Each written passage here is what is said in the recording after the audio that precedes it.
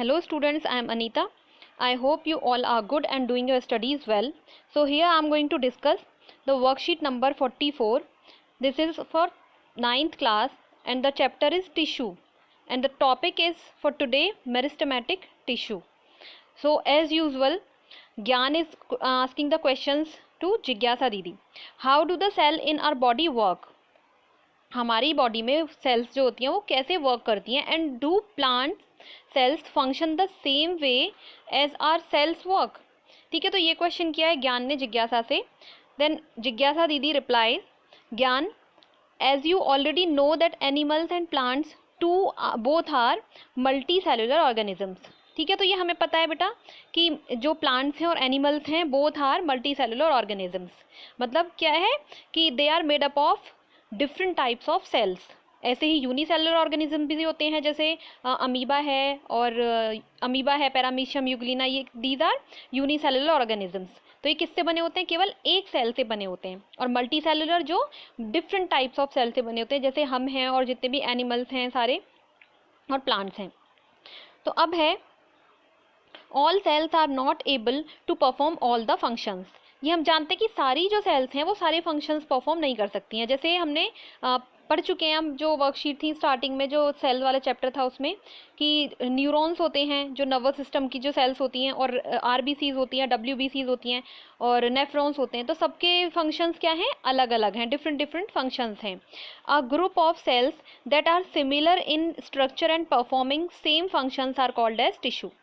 ठीक है, तो कौन सी जो जो ऐसी सेल्स होती हैं, ऐसी सेल्स का ग्रुप जो एक जैसा स्ट्रक्चर वाली होती हैं और एक जैसा फंक्शन परफॉर्म करती हैं, तो वो क्या कहलाती हैं? वो हो जाती हैं, उस ग्रुप को बोलते हैं टिश्यू.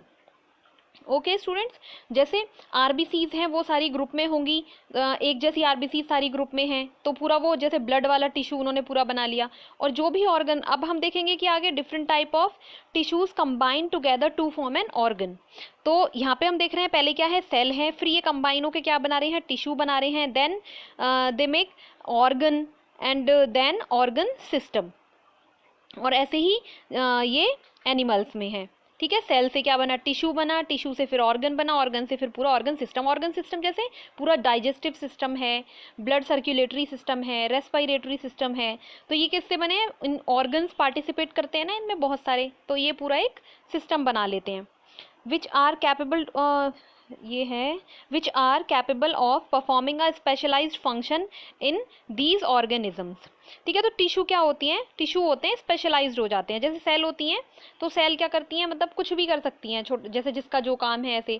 लेकिन जब वो स्पेशलाइज्ड हो जाती हैं, तो वो जब टिश्यू बन गई तो स्पेशलाइज्ड हो गई, वो वही काम करेंगी जो काम पूरे सारी सेल कर रही हैं उस वाले टिश्यू की. वो एक पर्टिकुलर फंक्शन के लिए ही स्पेशलाइज्ड होती हैं. जैसे जब डॉक्टर होते हैं, तो नॉर्मल जो फिजिशियन होते हैं वो कैसे होते हैं कि वो कोई भी, किसी भी बुखार हो, किसी को कोल्ड हो रहा है या कुछ और कोई प्रॉब्लम हो रही है, तो वो सबका ट्रीटमेंट करते हैं. लेकिन अगर आप देखोगे कि जो आई स्पेशलिस्ट हैं वो आईज़ का कर रहे हैं केवल. ठीक है, जैसे वो, और जो ये होते हैं हार्ट स्पेशलिस्ट हैं, तो वो जो कार्डियोलॉजिस्ट हैं वो केवल हार्ट का कर रहे हैं. अब अगर आप हार्ट के डॉक्टर के पास, कोई कार्डियोलॉजिस्ट है उसके पास आप जाते हो कि मुझे कोल्ड हो गया है, तो कितना ऑकवर्ड सा लगेगा. और वो भी आपकी तरफ देखेगा कि मतलब मैं तो यार हार्ट स्पेशलिस्ट हूँ और ये मेरे से क्या छोटे से कोल्ड की मेडिसिन लेने आए हैं. ठीक है, तो ये क्या है? वो स्पेशलिस्ट हो गए एक ही काम में. अब वो ही काम कर रहे हैं, तो वो ऐसा नहीं कर सकते अब कि उनके पास कोई मलेरिया का पेशेंट पहुंचे तो वो उसको मेडिकेशन के लिए कर दें आगे. लेकिन वो क्या करेंगे? फिर उसको रेफ़र कर देते हैं उस वाले डॉक्टर के पास कि भाई इस वाली बीमारी के लिए ये वाले डॉक्टर ठीक है. तो ऐसे ही क्या होता है सेल्स में? क्या होता है जब अगर ये टिश्यू बन गई हैं तो स्पेशलाइज्ड हो गई हैं किसी एक फंक्शन के लिए, और फिर क्या है? वो फंक्शन करती हैं.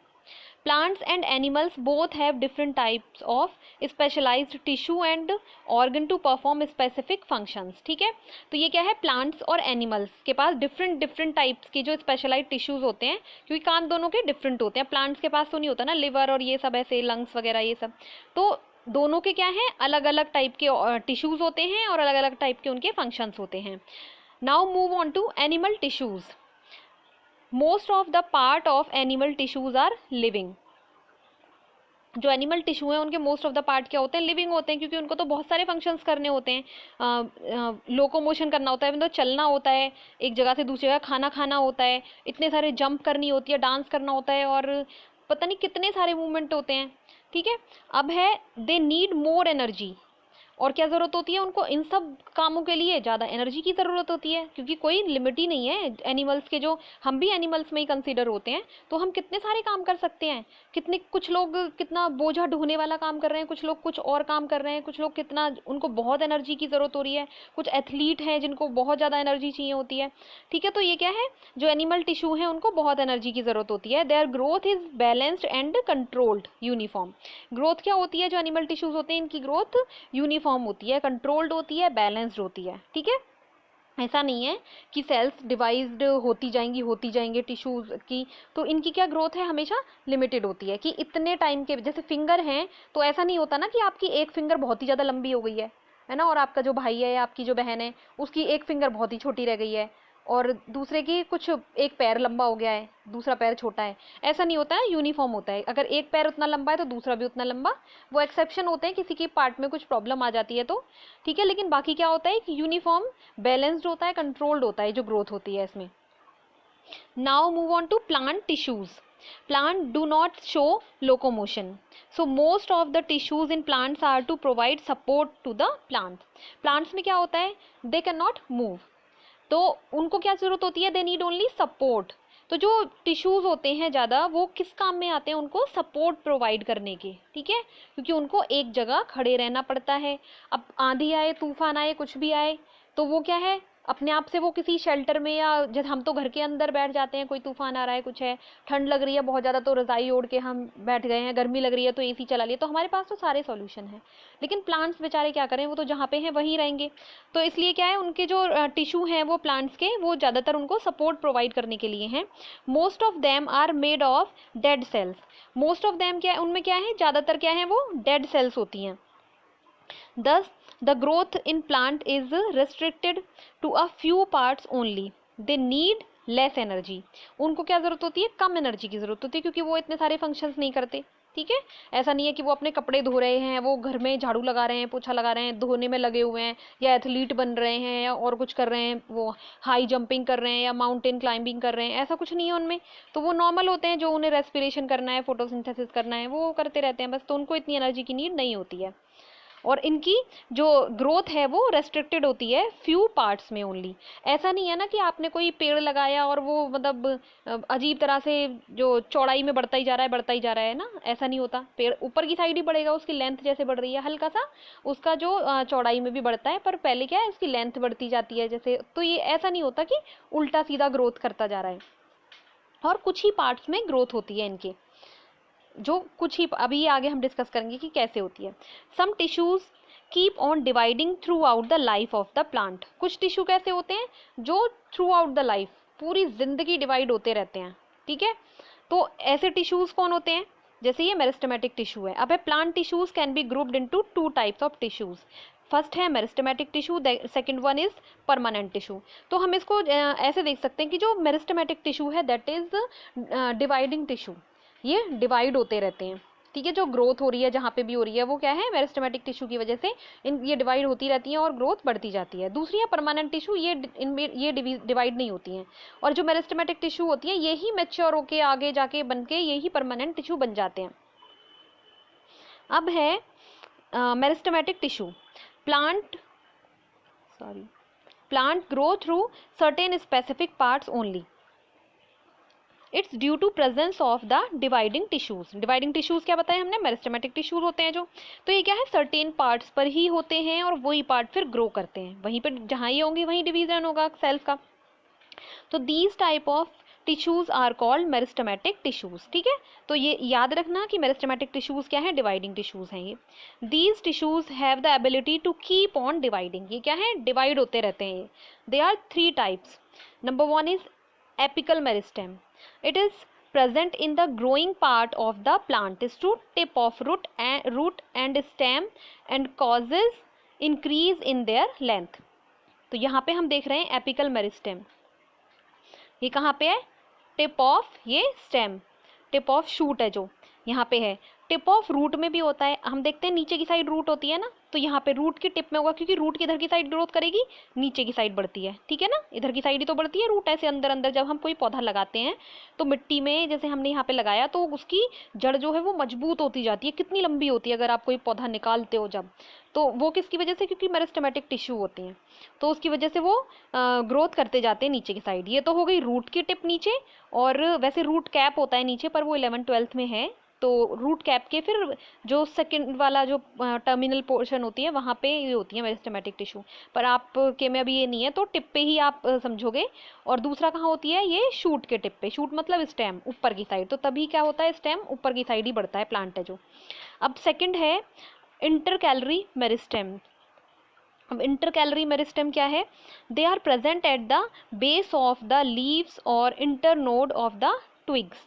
इंटरनोड ये रही इंटरकैलरी मेरिस्टेम, ठीक है। तो ये जनरली कहाँ होती है, जैसे जो घास होती है, ठीक है, ग्रीन ग्रास होती है ना, उसको गाय खाती है, जो भी हर्बीवोर्स हैं वो ग्रास को खाते हैं, तो आपने सोचा है कि घास को वो खा रहे हैं तो घास दोबारा से कैसे बड़ी हो रही है, क्योंकि अगर ये जैसे मेरिस्टेम है, ये मेरिस्टेम टिश्यू एपिकल मेरिस्टेम, ये केवल स्टेम के टिप पे है ये, तो जैसे तो फिर वो कैसे बढ़ जाती हैं, तो क्या है बीच में क्या होता है, इंटरकैलरी मेरिस्टेम बीच में ये होता है, तो इसकी वजह से क्या होता है, ग्रोथ वहां से भी स्टार्ट हो जाती है। The third one is lateral meristem. Growth of यह growth in the girth of the stem और root is due to lateral meristematic tissues. Cambium बोलते हैं इसको, ठीक है। तो जो उसकी जो ग्रोथ होती है, 1 मिनट, हाँ, तो जो प्लांट की जो ग्रोथ होती है जो उसकी विड्थ में होती है, जैसे ये है ना प्लांट है जैसे, तो जैसे ये कोई ऐसे पेड़ है, तो जो ये वाला हिस्सा होगा, जो इसका ये ट्रांसफर सेक्शन होता है, जो कितना वो चौड़ा होता जाता है ना, तो ये वाली जो ग्रोथ होती है ये क्या है, ये लेटरल मेरिस्टेम की वजह से ये वाली ग्रोथ हो रही है। Okay students, so now we will discuss some properties of meristematic tissues. The cells are highly active, they keep on dividing. ये क्या होती हैं, बहुत ज़्यादा एक्टिव होती हैं और डिवाइड होती रहती हैं। They have lot of cytoplasm, thin cell wall and well defined nucleus. इनके पास क्या है, बहुत ज़्यादा साइटोप्लाज्म होता है और थिन इनकी सेल वॉल होती है, ठीक है। अब ये क्योंकि हम अकेला ये पढ़ रहे हैं तो इसलिए हमें ये लग रहा है कि थिन सेल वॉल हो रही है, इसका क्या मतलब है, लेकिन जब आगे आप पढ़ोगे ना और टिश्यूज आप पढ़ोगे तब कंपैरिजन क्रिएट होता है कि हाँ इनकी थिन होती है और उनकी थिक होती है, ठीक है। तो इनकी क्या होती है, थिन सेल वॉल होती है और न्यूक्लियस वेल डिफाइंड न्यूक्लियस होता है, जिससे कि ये डिवाइड करते हैं इतनी जल्दी जल्दी। दे डोंट हैव वैक्यूल्स, इनमें वैक्यूल्स भी नहीं होती है, इनमें बीच में स्पेस भी नहीं होता है, ये कैसी होती हैं, बहुत कंजस्टेड होती हैं, इनमें स्पेस नहीं होता है बीच में इतना, ठीक है। अब है इसके question answer. The first question is what are tissues? Okay, so you can answer what are tissues. You can answer from here. A group of cells that are similar in structure and performing same functions are called as tissues. Okay, तो आप यहाँ से इसका answer कर सकते हो first question का। Just move on to second question. Write two differences between plant and animal tissues. So you can write the answer from here. These are the animal tissues and plant tissues functions.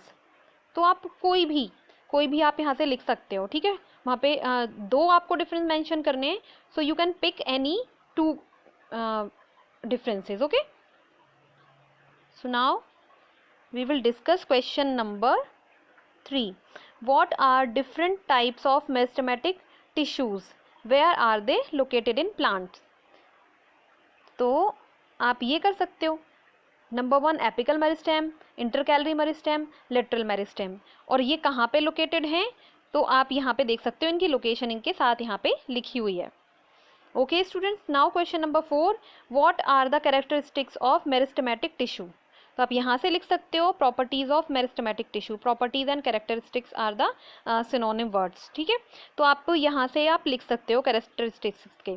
तो अब है last में जो Covid का एक appropriate behaviour है कि मतलब you have to wear mask to save yourself and your family members, ठीक है। तो आपको क्या करना है, मास्क पहन के रहना है और हाथ धोते रहना टाइम पर, घर पे हो तो हाथ ही धोना प्रेफर करना, सैनिटाइज़र का थोड़ा कम यूज़ करना, ओके स्टूडेंट्स, आई होप आपको ये वर्कशीट समझ में आई, और अगर आई है तो प्लीज़ लाइक कीजिए इसको और चैनल को सब्सक्राइब कीजिए। Thank you.